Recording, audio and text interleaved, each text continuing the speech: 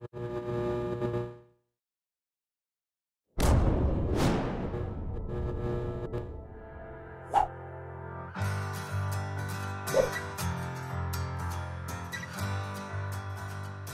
thanks for joining today's session.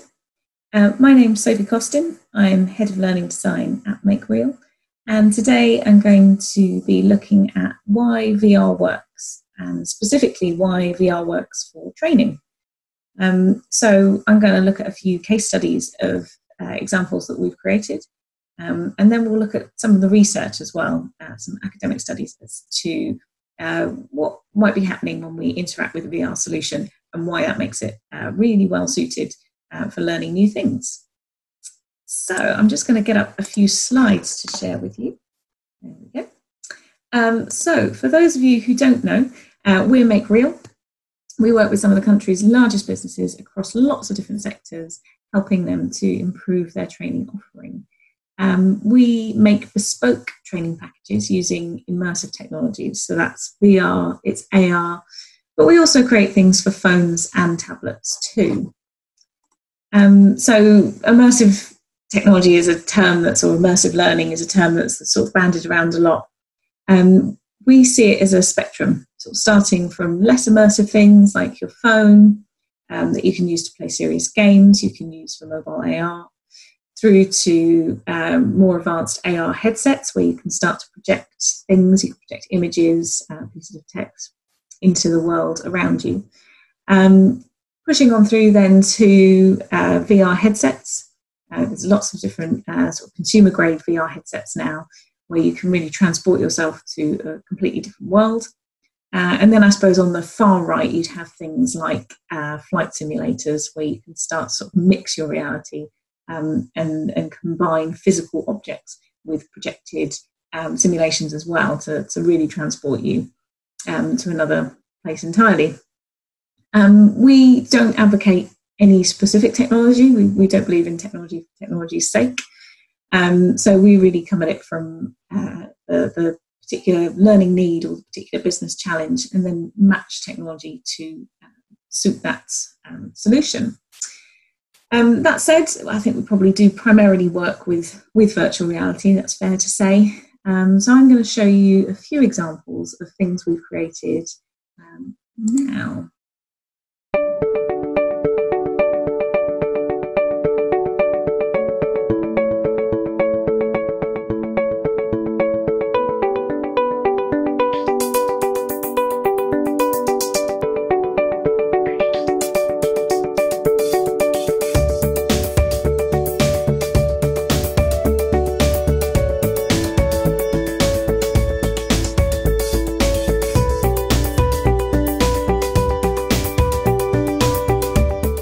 There you go, there's a little bit of what we do. And there's probably three main reasons that a company would approach us. And, you know, one of the reasons that we would match a VR technology to a learning need. And the three main benefits are that it can greatly reduce costs. I think virtual reality is often seen as something that's very expensive. Really, it doesn't need to be any more expensive than any other kind of software design. But certainly if the alternative to training is to get role play actors in, that's something we see a lot. So a lot of face-to-face training, you'll hire some role play actors in to join that session. And that can be hugely costly for a business to repeat. So VR can be a really viable alternative to that can reduce costs. Or maybe it's that you need access to a piece of equipment or a location that, again, to put that location on pause and to give people access, that can have a massive cost attached to a business as well. So then a VR simulation becomes a very viable way of reducing that cost for repeat training. It can also reduce physical risk greatly. So I'm sure a lot of people would have seen examples of VR for training where you're able to practice things, just working at height, but without that VR simulation, without that safe place to fail, if you were to fail in real life, it could have very dangerous consequences for the individual. So that's another really great use case that you probably see a lot. The last area that I think is really interesting is the quality aspect. So it has scope to produce much greater quality training than other things. VR has this ability to trick our brains into feeling like we are somewhere else.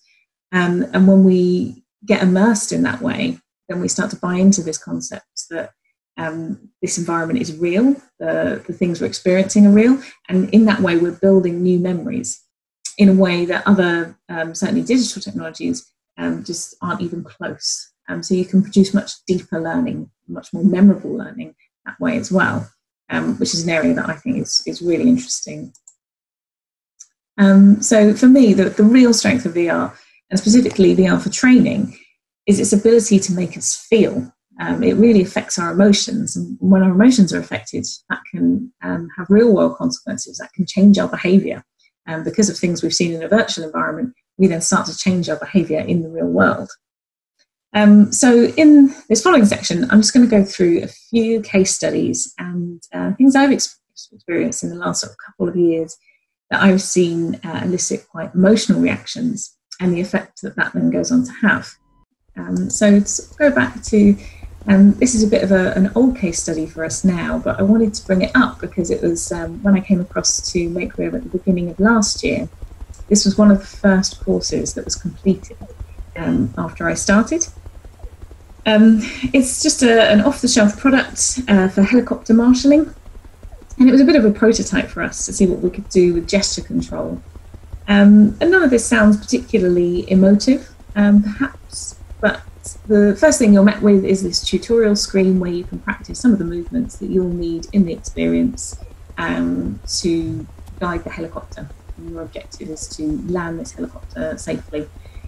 And so you're there in the environment, but in a kind of tutorial setting, and you've got to just sort of practice some of these movements. And the first time I sort of loaded this up, I gave that a go, it went fine. And once you've done a few of these movements, you select try it now. And suddenly you're confronted with this helicopter on the horizon, kind of looking at you. And there's music in the background. It's you're on the back of an aircraft hangar. You've got environmental sounds, but there's music as well that builds a sense of tension. And I suddenly have this really visceral sense of, I'm not ready, I can't do this. And that was just very interesting to me, having come from a background of sort of 2D learning design, 2D digital learning design. I'd never really sort of launched an e-learning course before and had this kind of feeling in the pit of my stomach that I can't do this, I don't think I'm ready to do this. And I was very struck by the physicality of that. It's so useful for learning because most of what we learn, we're not struggling with the process of it. It's not the content is too complex for us to understand or for us to overcome when we're learning things for our work. Usually, it's about learning the emotional context that makes the challenge. So perhaps you're very time pressured, something very stressful, and it's those things that create barriers to performance. So when we just try and teach knowledge the whole time, we're sort of missing a trick. We're missing the actual thing that's causing us to, that's causing a gap in performance, that's causing us to not do as well as we could. Whereas this solution just so obviously pulled up the feeling that you would have if you were stood on the back of an aircraft carrier looking at a helicopter that's relying on you to get it down safely. And being able to learn in that matched emotional context is vastly useful for a number of reasons. So that's HeliWave. It's just a small little demo that, like I say, we've produced in-house, and it's this gesture-based experience where you're literally just waving your arms around. You're not pressing any buttons, you're not picking anything up. It's all about your physical movements. It creates sort of emotion in a number of ways. It's the scenario. It is the situation. You're looking at this helicopter and you really kind of start to imagine the people on that vehicle and getting them down safely.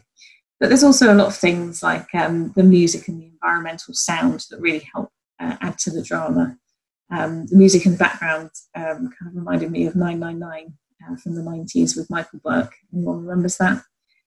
Which strikes immediate peril in my heart, certainly. So the next example I wanted to discuss was one of the first experiences I then went on to work on at MakeReal. So this is a wind turbine inspection, a sort of safety training for wind turbine inspectors. So it's how you mount the wind turbine safely. You transfer from the boat onto the wind turbine. You have to climb a ladder, and then you go up into this hatch, and you run an inspection to make sure that everything is looking good and has safe working conditions. So there was a whole team of people working on it. I was one of 2 designers on it, but as I was sort of working through this, I was thinking, well, what happens if people step off the platform? Because this is virtual reality, the platform isn't really there. So what if, when you're stood on this platform here, you're about 30 meters up at this stage in the real world and virtually in this world, and you're stood on this quite narrow platform. So what happens to users if they were to take a side step off? Do they tumble down? Like, what should we design? And I started talking about this to one of the developers. He said, just don't do anything. No one's going to step off the platform. They're going to think it's real. They're going to stay on the platform. I was just so desperate to build in some contingency and just to make sure that every sort of instance was covered. No, but we need to make the system do something if they step off. They can't just be hanging there. Maybe we just fade to black. Maybe we just do this. And we can do any of those things. Just wait till it's built. See what you think, and then decide what sort of failed state you want there. But I promise you, no one's ever going to experience that. They just won't do it. So I kind of begrudgingly accepted this and sort of put it to one side and waited till it was built, and I could give it a go and see what we should sort of design in to design us out of this problem. And to this day, I have never stepped off that platform. I just can't bring myself to do it. I've lifted a leg. I've nearly, but no, I just can't do it. Your brain is so tricked into thinking that this is real. But there's just no way that certainly I could get over that sense.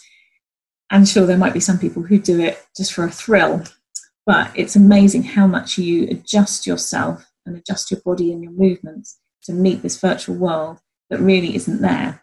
And again, that just has such a powerful effect in terms of how we can use that for training, and people really feel the respect for their environment, that they feel the physical peril.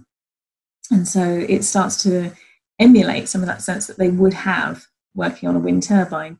And again, the actual inspection of the wind turbine is really just a checklist. There's nothing particularly challenging or difficult. These people are engineers. This is well within their gift. But what makes it hard is the fact that they're nervous the first time they go up. There's a real confidence barrier. And by creating this environment that feels so real, it really creates some of that sense of that nervousness. And being able to practice in that environment then obviously gives you a far greater increased sense of confidence when you come to do it for the first time, which again is massively useful for training. So there's a little overview of our wind turbine inspection training. So that really helped them reduce the cost, because they're having to isolate an entire turbine every time that they practice this. Massive physical risks of sending people in to practice it for the first time. But also people are just uncomfortable about it. It makes them feel really nervous. Whereas if they know they can practice in a virtual reality training simulation, they feel much more relaxed about it, even though that it does then start to build up some of that feeling of fear once they're actually in there. This one, a lot of people might have seen. We sort of publicised this one quite a lot. It's working at heights experience that we created for Vodafone, which actually won a VR award last year for VR Training of the Year, which was a really great achievement. And again, this is training for engineers, Vodafone engineers, who need to work at height, need to climb mobile masts to fix the antenna. And it just really creates that sense. It really creates quite a physical reaction for people. If you ever want to see a grown man clinging on to thin air, then come to one of our stands at one of the events we do. People kind of come at it with quite a devil may care kind of attitude, but once you're in there, you really do get that sense of height, which is useful for a number of reasons. This training was actually created for the managers of the engineer in the first instance, and it was to give them a bit of empathy for the people that they were booking in. So they book in engineers to go up the mast and fix the antenna. But it was often found that they were making the appointments quite close together, which was creating a time pressure for the engineers themselves, which was creating greater risk for them. And a lot of accidents that happened were coming because the engineers were rushing. So by sending the managers up to experience what it feels like, how challenging this is to work at these heights, then they were looking to get the managers to space out the bookings a little bit more and just think before they started to cram in too many bookings in a day, which was really successful for them. So those were a few examples that kind of fit that traditional mould of how VR has been used for learning. And these use cases have been sort of quite widely explored by lots of different companies. But I think there's the trap of equating emotion with excitement, or in this specific case is fear. So VR can really build an emotional state for you, but that doesn't necessarily have to be a thrilling emotional state. So, fear is a very powerful emotion because it's linked to survival for us. So it's very immediate. It has very physical effects. We start to sweat. We start to, feel butterflies in our tummies. And there's lots of very powerful physical indicators that we can point to and make it a very noticeable emotion. But there are subtler emotions such as empathy, curiosity, and compassion that are no less effective at changing our behaviour, potentially more so. They're just maybe less striking and noticeable in the moment. And VR can be great for those too. And I think it's really only in the last sort of couple of years that people have really started to explore that and see what use cases that can have for training. One of our early examples was with Lloyds Banking Group. So we'd worked with them for maybe up to a year before we settled on a use case that we felt was valid, that we all sort of, as a group, agreed was valid. Lloyds are very keen to innovate, and so they came to us and were sort of trying to interrogate a number of different use cases, and we just weren't sure how it would work because previously, we had done very physical world, that kind of sense of fear and thrill, and those kind of that kind of emotional scope, whereas this was much more about taking social risks, which is quite a different territory. So eventually we created this proof of concept for them. So it was a very short 5-10 minutes experience on having a difficult conversation. And you had to kind of coach someone back who's having a bad day and talk them down and sort of start to find out what was going on for them. And that was very popular. It was very successful amongst the sort of stakeholder group. So from that, we created a much larger experience called personal vitality and resilience. And what that is effectively is looking for signs of burnout in yourself, but in your colleagues as well. So we created this kind of open world experience for them, where you could journey around an office and a breakout area and talk to different employees. And we arranged a kind of diverse suite of characters.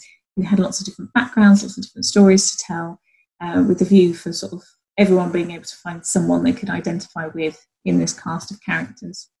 And you talk to them, so you use on-screen dialogue options, as you can see here. This is one of the characters responding. And you select the option you want to choose, and they talk back to you.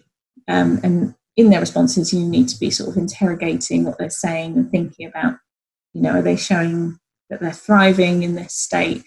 Are they perhaps not doing so well? And one character that you can see on screen here looks like he's having a bad day. It's a character called Jonathan, who was the character who was playing the part of someone who was burnt out. You can see it's all kind of going a bit wrong for Jonathan.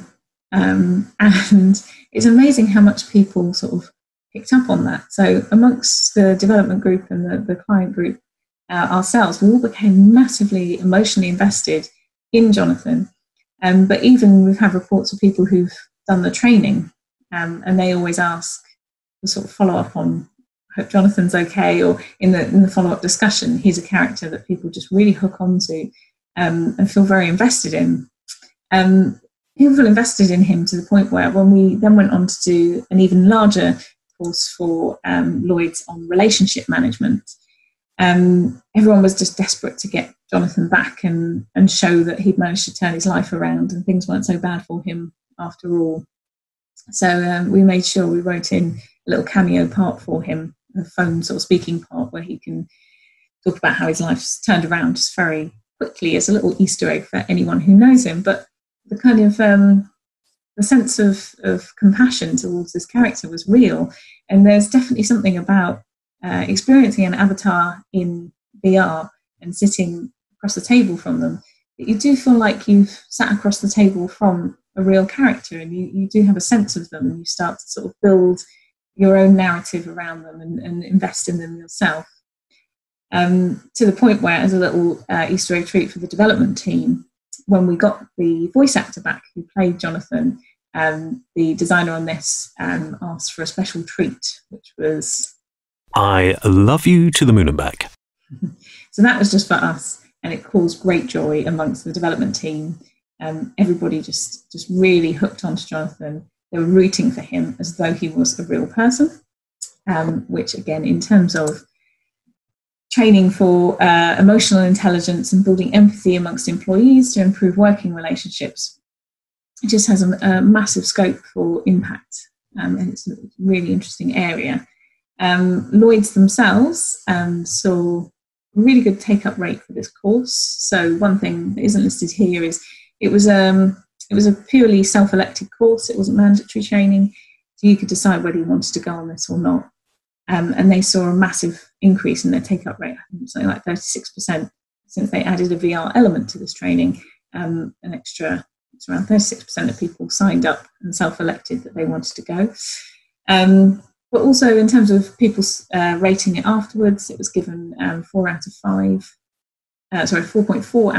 for efficacy.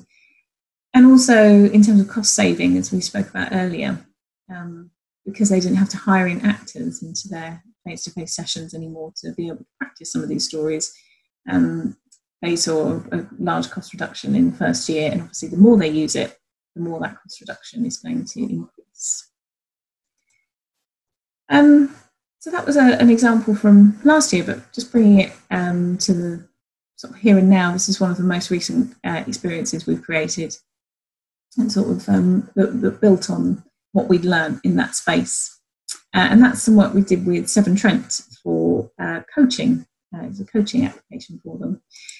So they have a management training program for their customer contact centres. They've got about 90 leaders there across the business. And the challenge that they were having was that a lot of these leaders come from the outstanding agent route. So they'll be a really excellent customer service agent, and they'll get promoted until eventually they're leading a team. But they don't necessarily have any management training or, background in that area at all at this point. So it's causing a lot of people just to focus on the stats, the job, the outcome, and not the individual, because that's nothing they've ever been trained in. It's not something they feel comfortable discussing or confident doing. And as a result, it's left a lot of the teams feeling like personal development isn't really a priority for Severn Trent, when really it is. So they were looking at creative ways to enhance their management training program, to help people practice, to give them a sense of sort of real world conversations before they go live and they start having these conversations for real. So we created this piece around the phenomena of embodiment, which is this phenomena that's unique to VR, where in the experience you start to take on the mantle of an avatar. So if you're embodied into an avatar and you can see the avatar moving as you move, you start to take on that mantle and take on that emotional identity. So we created an experience where you're given the role of a new manager in a contact centre at Severn Trent, and there's a part right at the beginning where you're looking in a webcam, and as you move, the avatar moves, and you're told your backstory. You really want to impress. You've been managing high-performing teams in the past, which is why you've been brought into this one. Everything's going really well. There's this one contact centre agent called Dahlia who's causing you a bit of trouble, and you're starting to think that she personally has a problem with you.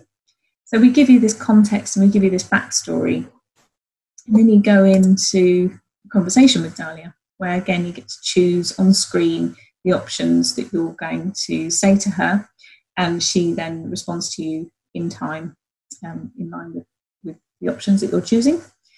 This is very short. It's sort of like about 5 questions deep, but it's branching, so you get different outcomes depending on what you've chosen.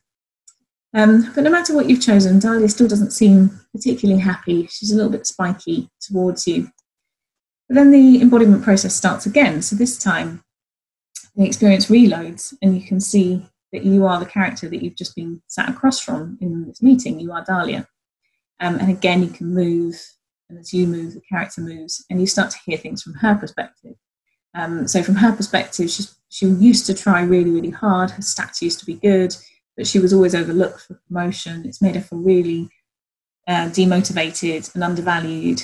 And she was kind of hoping that when the new manager took over, things would be different. But then the first conversation was all about stats again. And she just sort of thinks, what's the point? So then you go back into the meeting that you've just had. But this time, the options that you chose as the manager are read back to you. And you can see what it's like to be on the receiving end of that. And a lot of the time, it's quite uncomfortable. You also have her internal monologue as well. So when she's not quite responding as you might expect when you're the manager, you then suddenly get insights into what she's thinking. And sometimes she's actually thinking something quite favourable, even though she's being still quite aloof and a bit guarded. Because that's the reality in a lot of cases. Just because you've said one right thing to someone, they're not suddenly going to do a completely sort of 180 and just be really happy. They're probably still going to be a little bit guarded, and it takes time, and that's just the reality of human interactions.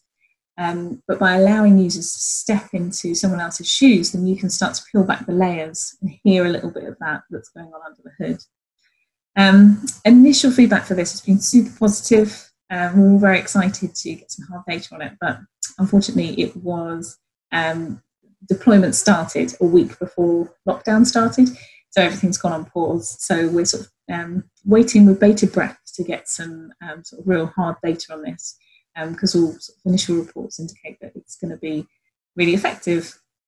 So that was a little run through of some of the experiences that we've created over the last year or so that have really sort of engaged with the emotional angle of VR. And that's sort of really what I advocate, and that's what I think we should be doing. Because all the research and all the evidence suggests that behaviour change due to VR comes because our emotional state is affected in some way. So I just wanted to wrap up quickly with going through one of these bits of academic research that I've spent the last sort of year or so exploring. So the phenomena of embodiment is a really interesting one. And that's what we were playing around with in that 7 Trent example. There's this quote I really love from Mel Slater, who's a psychologist who specifically works with VR and works with the effects that VR has on us. And he says, the brain doesn't like contradictions, it likes solutions.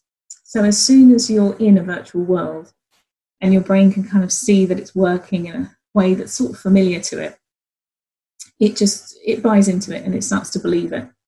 And when you buy into this world and you start to believe it, we start to make new memories. And that can really affect how we then behave in real world. There's loads of these studies out there. One of my favourites is one that Professor Mel Slater did at the University of Barcelona back in 2013.